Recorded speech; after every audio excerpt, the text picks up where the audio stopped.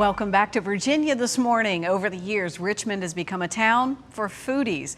You can find just about everything here in the River City.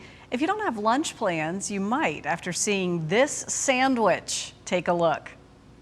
Our good friends from Soul Taco RVA are excited about their latest pop-in concept that will infuse traditional Jewish foods and combining them with the bold flavors of Africa to create a celebration for both of the taste buds and soul. Chef Ari Augenbaum is here to tell us all about it. And Ari, I tell you what, I'm so excited. You're going to make one of your signature sandwiches. And we welcome you back to Virginia this morning. It's been too long, my friend. It has been way too long, but I'm glad that we are getting back out there and starting to reopen. So today what we're going to do is our Reuben sandwich, everything made from scratch, house-cured corned beef, house-made sauerkraut, house-cured pickles, and then as you maybe can see over here how many ingredients I have going on, we're going to make quite an elaborate yet simple dish at the same time. But this is not my favorite Reuben sandwich, is it? This has got a different flair to it, doesn't it?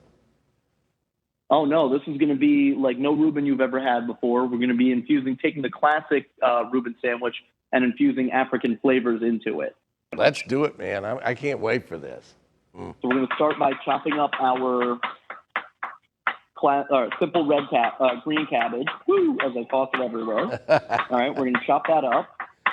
All right, Good chef makes a mess. And then we'll be back in 3 days to finish. So we're going to take that, put that straight into a container. Really simple. Put all of the green cabbage that we just shredded right into this container. All right. And then we're going to cover that in salt. Wow. We're going to mix that in. Mix that in. Make sure we get a nice coating. What we're doing here is fermenting the cabbage. So we're going to store that in a cool, dark place for 3 days. Add a little bit of caraway seed in there. Mix that up. All right, we're going to check that every 6 to 8 hours and make sure that it's fermenting. What the salt is going to do is it's going to pull all the moisture out. We're adding a little weight on top to make sure it stays pressed down. All right, we're going to stick that in a cool, dark place in our back corner. All right, that's going to take, like I said, about 3 days to ferment. And the salt is going to pull all the moisture out of the cabbage and start essentially a pickling process. All right. The next thing that we're going to do is we're going to make our berbere, which is an Ethiopian spice blend. So what we're going to start with is a little bit of Cirrus vodka, because Cirrus makes the best vodka in Richmond. Why not? And add a little bit of Cirrus vodka. Some ground ginger. What would I compare that to that I've had before, or can I, or maybe not? The spice blend, not quite as much, but once we mix it all together, we're going to make a sauce out of it that's going to be most similar to like a Nashville hot. Okay. All right, we're going to add, that's the spice blend that we made in advance. That's going to be some caraway seeds, fenugreek, ground ginger, some chilies, like a salt, pepper, paprika, cinnamon, allspice, a little bit of garlic, granulated garlic, onion powder. Now we're adding some lemon juice to it as well. And so now we're going to mix that up, and we're going to make this basically this red spiced seasoned paste, if you will. We also use this in a couple other applications at the restaurant that's going to be opening, JewFro, which we're hoping will be open by the end of August in Shockoe Bottom. We're really excited for this. We did it as a pop-up through COVID, and now that COVID is winding down, we decided to find a permanent home for it. So we're really excited for this new sandwich shop. The name of the restaurant, you went through that kind of open. quick. I want you to say the name of the restaurant live on television for us. Absolutely. So JewFro, it's a Jewish African fusion. That's really good. A little bit of acid, a lot of heat. That's really nice. So JewFro, again, hopefully opening by the end of August. Really, we're just waiting on permits at this point. So we're halfway there. Yeah. All right, now we're going to make the base to our Russian dressing. So, before we mix in all the things, we're going to take our onion here. We're going to chop that up a little bit. A classic Reuben with African spices and Russian dressing, kind of spiced up. Yeah. Oh, yeah. You're quite the international guy, Ari. Ketchup? I'm sorry, I didn't hear that. I said, you're kind of international guy of intrigue here today. This is what we do. I mean, if we're not doing something interesting, we're just getting boring, right? Right. Add some mayo. Nobody likes boring. Well, you know, and of course, you've got to horseradish. combine all these different flavors, literally flavors. It's kind of like music. I mean, you know, the same music without somebody adding their touch to it is boring, and absolutely the same goes for food. Exactly. If you don't add your own flair to it, you're just listening to sounds, right? Yeah, right. A little salt, a little smoked paprika right here. We added some Worcestershire as well. We mix that up real quick. And, well, first we're going to add the awaze, which is going to give it that spice. All right, we got that in there. And now we're going to mix that up, and we will have our awaze Russian dressing. And this is something that is actually much easier to do than you would think. You know, we're making this in the restaurant, but you can make this at home very easily. And now we're going to be serving that with house chips. So while the pan is heating up, we've got our house-made chips and our everything bagel seasoning. And so we're doing an everything bagel spiced chips. Real light sprinkle of everything bagel seasoning on our chips. All right. Set that aside for just a moment. A little bit of butter in the pan because everything's better with butter. Just a little. Just a little. Just a little. Just a little.